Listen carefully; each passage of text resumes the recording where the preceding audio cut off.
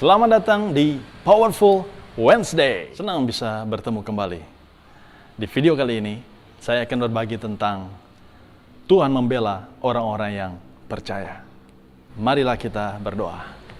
Tuhan Yesus yang baik, biarlah firman-Mu dinyatakan sampai ke ujung bumi.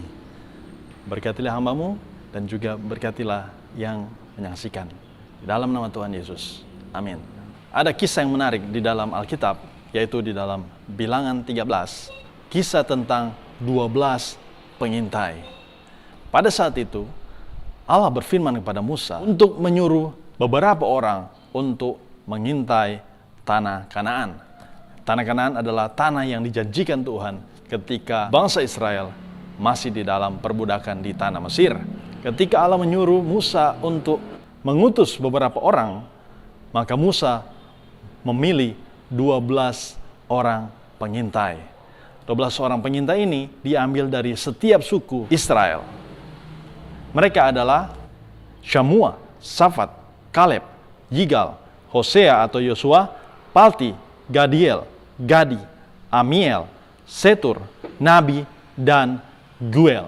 Ketika Musa menyuruh mereka, mereka langsung mempersiapkan diri dan menuju tanah Kanaan untuk mengintai apakah di sana benar seperti yang dijanjikan, penuh susu dan madunya.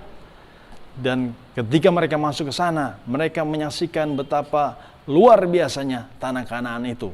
Benar apa yang dikatakan Tuhan, bahwa tanah Kanaan ini subur, tanah Kanaan ini memberikan hasil yang melimpah, sepertinya disiapkan khusus untuk bangsa Israel. 40 hari lamanya mereka mengelilingi tanah Kanaan.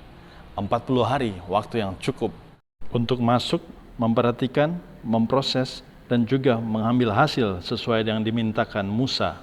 Sudah saatnya mereka kembali.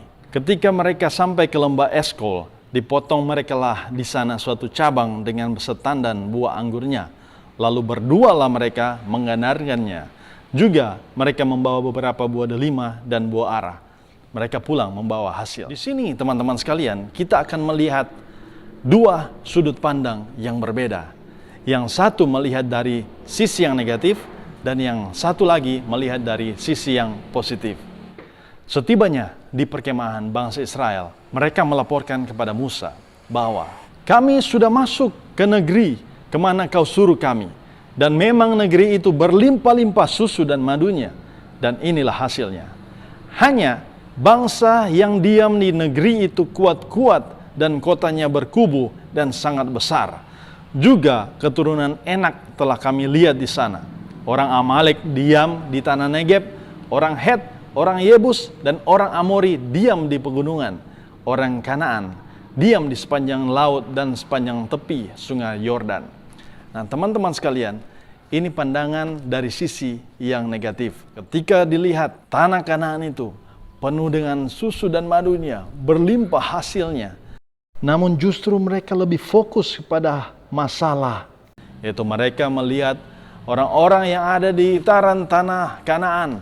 Orang-orang yang katanya kuat, yang hebat, yang besar perawakannya. Yang lebih hebat dari mereka. Tidak sampai di situ. Mereka juga mengatakan, kita tidak dapat maju berperang atau menyerang bangsa itu. Karena mereka lebih kuat daripada kita. Negeri yang telah kami lalui untuk diintai adalah suatu negeri yang memakan penduduknya. Dan semua orang yang kami lihat di sana adalah orang-orang yang tinggi-tinggi perawakannya. Juga kami lihat di sana orang-orang raksasa, orang Enak yang berasal dari orang-orang raksasa. Dan kami lihat diri kami seperti belalang.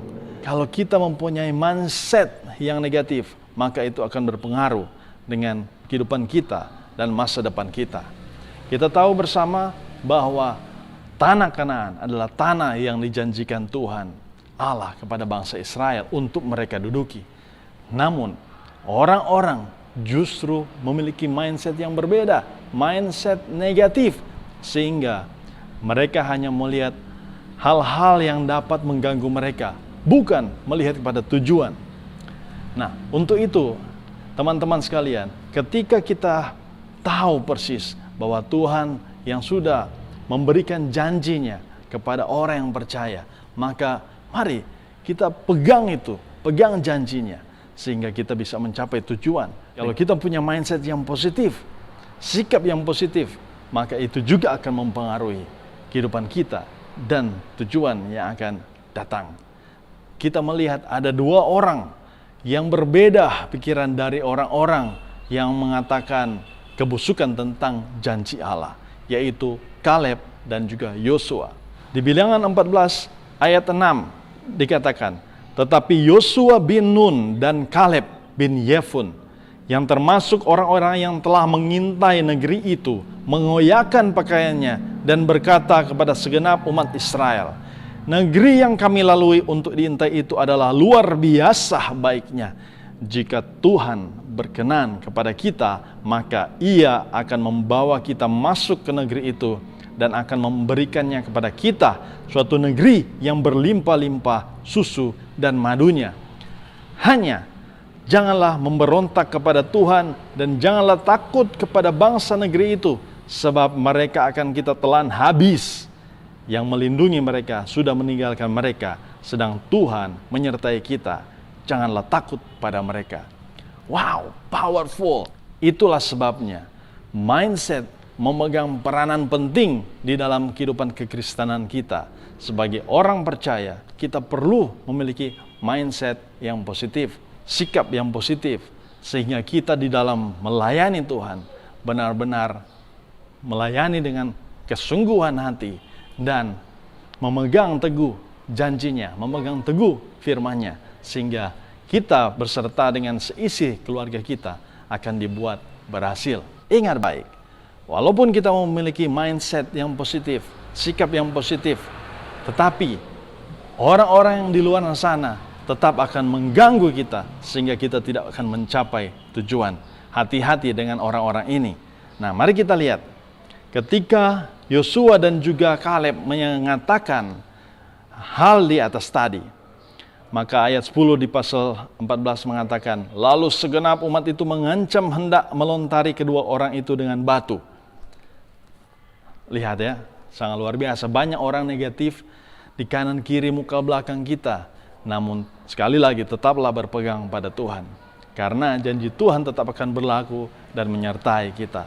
Ini dia kuncinya. Tetapi tampaklah kemuliaan Tuhan di kemah pertemuan kepada semua orang Israel. Dalam arti Tuhan membela orang yang percaya dengan sungguh kepadanya. Amin saudara. Nah, semoga firman Tuhan ini, Powerful Wednesday, pada saat ini bermanfaat bagi kita semua dan Tuhan Yesus memberkati. Shalom. Jika teman-teman suka dengan video ini, jangan lupa ya, like dan juga subscribe. Jika ada pendapat atau komen, silakan tulis di comment section ya. God bless you. Sampai jumpa di video selanjutnya.